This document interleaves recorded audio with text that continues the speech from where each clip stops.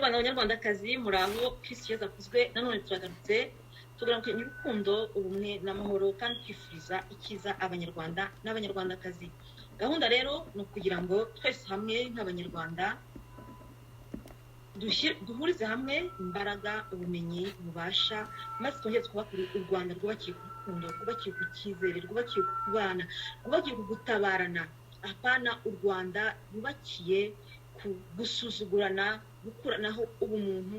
Turifuza kubaka u Rwanda umunyarwanda azongera kubamo, akajya ataha akajya mu gihugu cy'u Rwanda, akagenda azi ko agiye gusura umuvandimwe we, akaba ari mu Rwanda azi neza ko umuvandimwe we nataka ari umutabare. Hakuriya Karasira amaze iminsi ataka ko kugira ngo abanyarwanda n'abanyarwandakazi bamutabare, ahubwo FPR Inkotanyi ku mugaragaro ihisemo kurimbura umuryango wa Karaveri Karasira. Uwo nta wundi ni Kagame n'umuryango we, Ange Kagame, Ivan Cyomoro, nabo bose mwese uko muri umuryango wa Perezida Paul Kagame murimbuye umuryango wa Karaveri Karasira ku mugaragaro. Muri abafatanyabikorwa, ntabwo tuzabyibagirwa. Abandi bari muri uwo mugambi wo kurimbura umuryango wa Karaveri Karasira, nimwe mwese muri mu nzego za leta murebera mudashobora kugira icyo mukora. Gusinge wowe ushinzwe kureberera ubutabera bw'abanyarwanda n'abanyarwandakazi, umufatanyacyaha wo kurimbura umuryango wa Karaveri Karasira. Namwe mwese abanyarwanda n'abanyarwandakazi, Karasira yavugiye akavuga akababaro ke, agatabaza, ndetse rimwe na rimwe akavuga ibyo mushaka kumva mudahagurutse, ahubwo mugahitamo gushyira inda zanyu imbere no guhakwa kwiriya ngoma y'igitugu n'abicanyi. Karaveri Karasira umuryango we ni umugabo washatse, afite umugore ariwe mama wa Karasira, babyarana abana 4. Karasira Aimable ni umuhungu w'imfura, agira Imana, arokoka umupanga w'interahamwe w'abicanyi. Ubwo bamwe bari muri guverinoma nyina bamuriki barimo bo bidegembya, Aimable Karasira yari yishe mu miyenzi, yari yishe ari kunyagirwa. Kubw'amahirwe umupanga urabarokoka w'interahamwe, ariko ntibahiriwe kubera ko inkotanyi zabiciye umuryango. Ntabwo ari Karasira wenyine, tubikiranye n'abandi banyarwanda n'abanyarwandakazi benshi batavuze ariko bafite ibikomere by'abanyarwanda. Karasira rero ni umwe mu banyarwanda bavuze, bavuga akarengane kabo. Uyu munsi rero arababaye, ararushye, ntituzi aho ari. Mu by'ukuri n'u Rwanda kuba ko afungiye Kicukiro, ariko mu by'ukuri nta wabyemeza kubera ko nta muntu urajya kubona Karasira kuva yafungwa, usibye kuvuga ko umwavoka we yamusuye, ariko nta buntu uzi aho Karasira afungiye. Murabizi mu gihe Karasira ataravuga aho afungiye, bano bicanyi bagira amayeri menshi cyane, ashobora gusohora bakakuzana muri gereza ya Kicukiro ugiye guhura n'umwavoka wawe, mwamara guhura bagahita gutwara ahandi hantu utazi. Bano bantu ni abantu bo kwitondera, ikintu cyose bavuze nta muntu ujya ucyemera kubera ko ni incakura, ni abagome, ni abicanyi, ariko igihe cyabo kiregereje.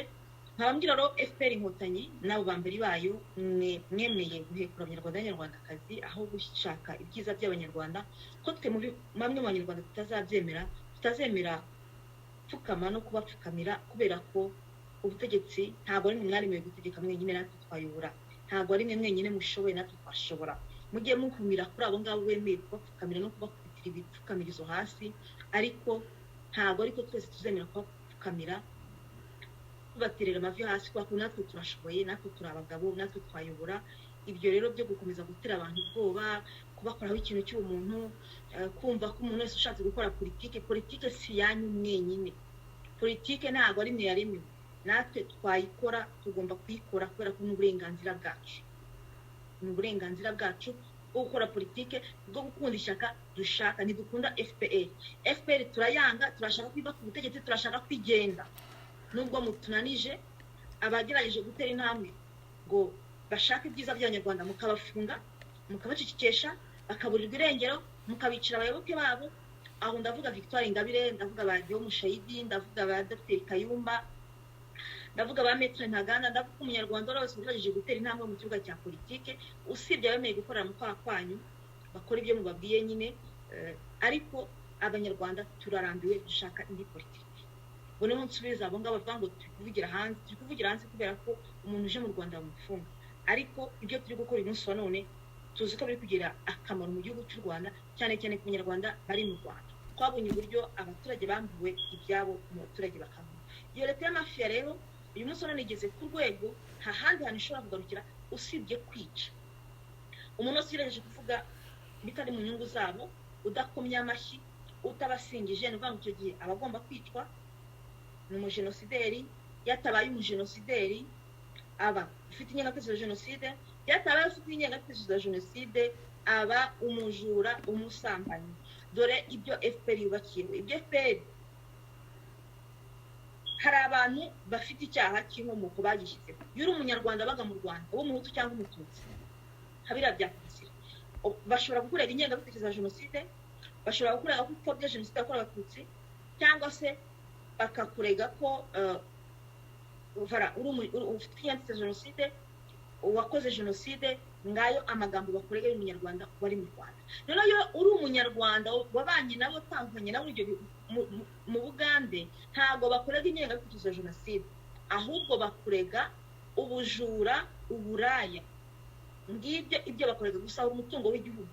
Kubera iki? Kubera ko umuntu wakoranye na bano bari muri FPR afite amafaranga, bafite ibyo bamwaka, barakoze, barahembwe, babonye ubushobozi. Naho umunyarwanda wari mu Rwanda, abenshi muri bo ni abakene, nta mafaranga bafite.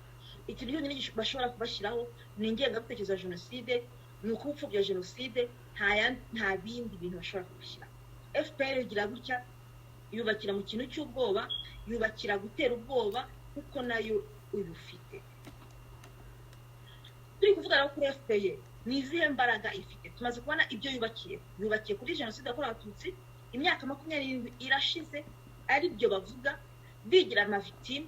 Kandi mu by'ukuri jenoside yakorewe abatutsi ntabwo ari Kagame uzayitwarira, ntabwo ari Kabarebe uzabarira jenoside yakorewe abatutsi, nta nubwo ari Louise Mushikiwabo uzatubwira jenoside yakorewe abatutsi ko yabonye. Ni Karasira ufite imyaka 17 wihishe, wayirokotse, uzatubwira ko jenoside yakorewe abatutsi yabaye. Ni Kizito Mihigo wayirokotse, wari ufite imyaka 12, hari ibyo yabonye, hari ibyo yibuka. Abo nibo bazatubwira amateka ya jenoside yakorewe abatutsi, kuko bayibayemo, barayirokotse, babonye uko bihishe. Ntabwo rero Kagame na Kabarebe na bariya bandi aribo bazaza kutubwira ko jenoside yabaye yari imeze.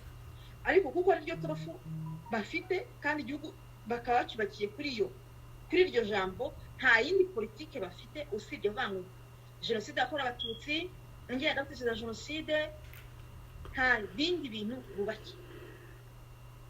Ibyo ni bimwe FPR yubakiyeho mu myaka 27. Nujya guhangana n'umuntu, uzabanze ubona ari umuntu ufite imbaraga, kuko twibukiranye ko leta y'u Rwanda ari igihugu cy'u Rwanda, ni leta yemewe mu buryo mpuzamahanga. Hari ibyo ibona, hari imfashanyo ibona, hari aho bagera tutagera, kuko ni leta. Urabanza ukitaza ukareba gatwa ngo se bano bantu mpanganye rero bameze. Mu myaka 27 FPR yubakiye kuki? Mu myaka 27 FPR igeze kuki? Mu myaka 27 FPR ifite izihe mbaraga? Mu myaka 27 rero FPR yubakiye kuri ibyo maze kubabwira. Yubakiye kuri jenoside yakorewe abatutsi, ku ngengabitekerezo ya jenoside, gushyiraho abantu, gupfobya abantu, gukuraho abantu ikintu cy'umuntu, iyo bivuyeho gutera ubwoba. FPR ifitera abantu ubwoba, nta muntu ishaka ko avuga, nta muntu utavuze biri mu ndirimbo zabo ko Kagame ari mwiza, ari igitangaza, agasiga jenoside yakorewe abatutsi, ukagira ngo yahagaritse wenyine, icyo gihe uba uri umwanzi w'igihugu. Nta jambo uba ugifite mu Rwanda. FPR yubakiye ku iterabwoba. FPR imyaka 27 kuva jenoside ibaye, jenoside yakorewe abatutsi, FPR yubakiye ifite izihe mbaraga? Urazisesenguka zimubwira. Noneho se dukora iki none? FPR yubakiye ku bwoba. Niba yubakiye ku bwoba, nuko nayo ifite ubwoba, yateye abaturage ubwoba. FPR nta baturage ifite, icyo ni cyane. FPR ifite ubwoba, yateye abanyarwanda ubwoba, kuko nayo ifite ubwoba. Icya kabiri, FPR nta baturage ifite, nta bantu ifite. Nubwo mubona bano bantu mubona wenda hari abemeye kugenda bakoma amashyi, ari inkoma amashyi muri FPR, ariko nabo ntibayikunze, bararushye. Haravuga bati cyabye Imana bano bantu tukabakira tukasinzira. FPR bano bicanyi bayowe na Kagame ni bakeya, na bano bayikora FPR nabo ubwabo bagize Imana babuntu bakiza. FPR nta bantu ifite, nta baturage ifite. Ifite amafaranga, kuko turabizi aho banyuze muri za Kongo uko byagenze. Bafite service de renseignement nazo zubakiye ku bwoba, bafite ibikomere, ibyo nta kibazo bitwaye. Ikindi kandi baremye ibikemwa abanyarwanda. Umuturage rero agomba guhera ku bwoba bwa FPR, kuko FPR ifite ubwoba. bakaba baratuye umuturage ubwoba. Turashishikariza abaturage kudagira ubwoba. Ntitubabwiye ngo mujye ahantu muganire kugira ngo FPR itabafatira aho, ahubwo mukurikire bino biganiro byacu, kuko FPR yabateye ubwoba kuko nayo ifite ubwoba. Kandi ikindi murabizi neza ko nubwo mutavuga ariko murabizi ko FPR mutayikunda. Nta muntu ukunda FPR. Icyo ni icyambere. Icya kabiri, kuba FPR nta baturage ifite, birashoboka ko twakwiyoruganiza tugashyira imbaraga hamwe, tugatinyurana, abanyarwanda tukazavuga umunsi umwe tuzahaguruka tugahagurukira rimwe mu mpande enye zose z'isi tukavudukana FPR. Ikintu gishoboka mu Rwanda ni uko abanyarwanda bazashyira imbaraga hamwe. Abana muri FDR bo muri FRN mugataha mukava muri ayo mashyamba murimo, aho mukomeze mupfe n'udusazi kandi mupfe nta kintu mugezeho. Kuko muri bamwe batumye mugataha mukajya mu Rwanda mugacana ku maso, noneho tugakomeza tugatanga bino biganiro dukora. Ntabwo ari Victoire Ingabire uri hariya mu cyo uzabikora, kuko navuga ibintu nkibaza bamukira muri gereza, ibyo murabizi. Ntabwo ari Dr Kayumba uzabivuga, navuga ibintu bindi kuvuga bazahita mushyira muri gereza. Turabizi neza ko FPR itazari ku butegetsi bw'ano bicanyi, ntibishoboka, byararangiye. Turabizi neza ko FPR itazigera ireka gutangazamakuru rikore, turabizi byararangiye. Turabizi neza ko FPR itazigera ireka mubaho, izakomeza ibice. Niyo itabicisha agafuni, ibica intellectuellement moralema, ikabicisha inzara. Mu gihe mu Rwanda nta biganiro bishobora kubaho bishobora gutuma umurimo wiyongera, habaho ikintu bita débat politique, habaho ibitekerezo bitandukanye kugira ngo abantu batekereze ari cyo bahuriraho, nta terambere rishoboka rirambye, nta terambere rishoboka. Niba uri kureba umwana muri icyo gihugu cy'u Rwanda usibye kuba debile nta kindi kintu azabamo, kubera ko aho ari uyu munsi u Rwanda arimo ntirumwemerera gutekereza usibye kuba ikintu cy'ikigoryi no kugira ibintu by'amacene. Ejo nibwo nahoze nicara ndareba ibiganiro byo gutambuka ku mbuga nkoranyambaga kuri Radio Rwanda, nta kiganiro na kimwe kigisha abantu usibye uburaya, ubusambanyi. Iyo bivuho bashyiraho anniversaire, iyo anniversaire zivuyeho babashyiraho ngo abarongowe, ibintu by'uko bitarangira mu Rwanda ni ku macana yose. Abandi ni abakoze divorce, abandi ibintu bidashobora gutuma umwana w'umuhungu cyangwa umwana w'umukobwa atekereza ngo yiteze imbere. Ibindi mu indirimbo ngo afite impano, ibindi ni bino bintu byo by'ubugoryi. Nimushake mubivemo bino bintu babwira ngo gukizwa ngo Yesu ashimwe, bino bintu by'abarokore by'abateka mutwe FPR yabazaniye, nimushake mubivemo. Bino byo ni birabyo by'amakuru. Bano bateka mutwe biyoza bwonko guhora bavuga ngo Imana izabikora.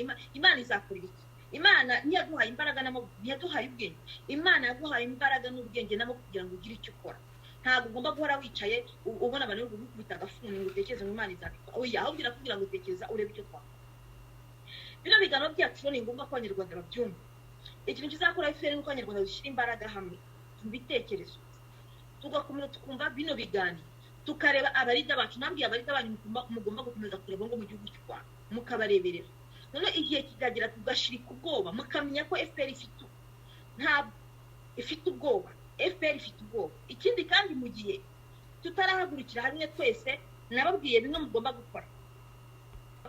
Hakura Karasira bamutwaye mu buryo bitemewe n'amategeko. Yagiye bamuhamagaye, ereza umukuru w'amaguru ubundi baramushimuse. Bamaze kumuhamagara nta convocation bamuhaye. Iyo baguhaye ubundi iyo RIB polisi gushaka baguha convocation y'integuza, ubundi ntagomba kwemera kugenda kuri RIB kuri polisi bataguhaye convocation y'integuza, bakaguha igihe, bakakubwira n'icyo bagiye kukureka. Ikindi ukagenda uzi neza ko umuryango wawe bakagutwara aho bazi, bajya kuri polisi bakahagusanga bakavuza induru bagasakuza. Ikindi nabwo ko mugomba kujya mufotora ibyo bikorwa byabo, mukatwohereza ibyo biganiro, mukatwohereza ibyo bikora muri quartier. Nabwiye ko nimubona mugenzi wanyu umwe muri mwe bamutwaye, ntakemere kugenda ajya itavuga CV y'abantu baregistra, abantu basakuze. Nimukongere kwemera ko izo modoka zibatwara. Ni muri bimwe bishobora kuzabafasha kugira ngo bano bicanyi bari muri mwebwe bahinduke, bagabanuke.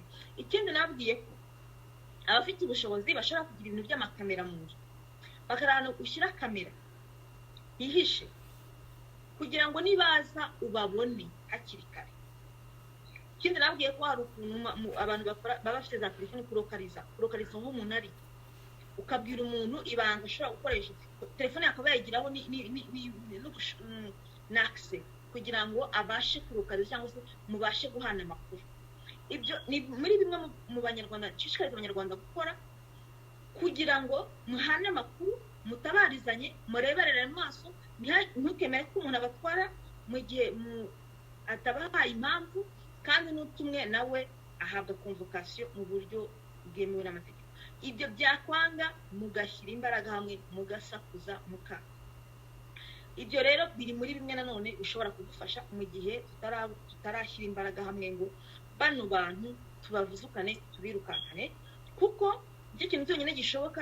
Nubwo FPR ifite amafaranga ariko nta baturage ifite, kandi ikindi navuze ko mu benshi bashaka impinduramatwara ari abakene, kuko FPR yarabambuye. Tugomba no kureba uburyo bufatika bishobora gutuma FPR irekura ubutegetsi.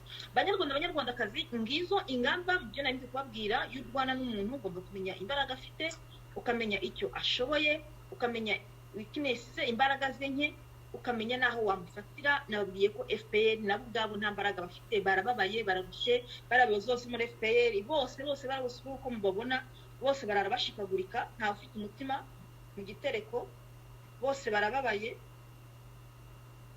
Niyo mpamvu rero mutagomba kubatinya, kubera ko nabo ubwabo bariho batariho, bararabataka, bararabasakuza. Buri uramutse ukubise ingoma umuntu wo muri FPR yavuga akiruka, ntibakabatire rero ubwoba cyangwa ngo kumve ko hari umuntu waremeye kubaho. Twese dufite uburenganzira. Ngibyo mu byumba by'uyu mugoroba, tuzirikane Karasira, kandi namwe mwese ndabazirikana, ndabakunda, bana b'u Rwanda ndabakunda. Nifuza u Rwanda abanyarwanda bazabanamo neza, nifuza u Rwanda umuntu atazabamo yikanga, nifuza u Rwanda tuzongera kubamo dutukana, umwe atukundi ko ari uyu mujenosideri, undi atukundi ko ari iki, ayo matiku ararambiranye. Dukeneye u Rwanda umunyarwanda abamo, kabone niyo twaba turi abakene nta bushobozi dufite, ariko abanyarwanda bakabana, kwicana bikarangira. Umuntu yatabaza, yataka, ukamutabara, ukagenda uko uri mu bushobozi bwawe buke, ariko ukamutabara. Ndifuza u Rwanda rwubakiye ku bumuntu. Ubumuntu nta kubusa. Umuntu ukunda abandi agira ubwiza, umuntu ukunda abandi agira umunezero, kabone niyo bava muri uno mubiri, ariko urukundo nta cyiza cy'urukundo. Nakwifuza hano muri FPR nabo kubaho bakunzwe cyangwa se bagakunda. Nubwo muri mu buyobozi mwabona no muri FPR murabizi ko murushye, mufite amafaranga ariko nta kimwe yamaza, nta nshuti mugira, nta bavandimwe mugira, babavuyeho, mwarateranyije, mwirirwa mukubitana imitwe, mwirirwa mubeshyerana, mwirirwa mufite imitwe, umutima ubarya. Mu by'ukuri niba hari indushyi nabonye ku ino si y'Imana ni indushyi zo muri FPR, indushyi z'ubwonko, indushyi zitagira rema. Murababaye nanjye njya bareba mukagize ubwoba, numva ndababariye, nkavuga ariko se Mana, muzabaho ryari? Kuba muri abayobozi mudashobora kuba proud y'imiryango yanyu, abana banyu bagenda bishe, badashobora kuvuga amazina yanyu, ukabyarwa n'umuntu uri minisitiri udashobora kuvuga ati mama wanjye ni minisitiri akora aha n'aha, udashobora kuvuga ngo papa wanjye n'uyu yakora aha n'aha, kubera ipfunwe. Ako kazi se kaba kamaze, ubwo buzima se bumaze iki? Bana b'u Rwanda namwe mwese muri FPR muracyafite amahirwe menshi yo gutuma abana mwabyaye n'abuzukuru banyu babaho bakagira u Rwanda rwiza. Mushobora kubigiramo uruhare, maze mukareka urubyiruko rukubaka u Rwanda rutashingiye ku matiku rwose no ku Rwanda. Mureke rero mbahe nimero yanjye ndi kurangiza, mujye munyandikira mu ibitekerezo byubaka. Ikimenyetso cyo guteranya 33 7 53 31 07 ikimenyetso cyo guteranya 33 7 53 31 07 Bana b'u Rwanda ndabakunda, mbifuriza ibyiza. Nizera ko muri rubuno buzima hari igihe kizagira abanyarwanda bakongera kubana, umuntu akajya gusura mugenzi we anezerewe, yishimye, bagasangira, ukamucumbikira udafite ubwoba. Ubwo nibwo buzima, maze ino si twazayivamo, Imana ikazadushoboza. Rero bana b'umwijima turabiteguye, ntabwo badufite. Uko muresha natwe niko tureshya. Mufite amaguru abiri mukagira amaguru n'amaboko abiri, natwe turayafite. Mugira umutwe natwe tukagira uwundi, natwe turawufite. Ntabwo batugifite. Kabone ibyo ibitero muri kuduteraho, kabone ibyo muri kugenza, ushobora ukureshya ukumeze. Amaso urebesha nanjye niyo ndebesha. Twese turashoboye, ntabwo batugifite. Imana rero ibandindire kandi Yezu abane namwe.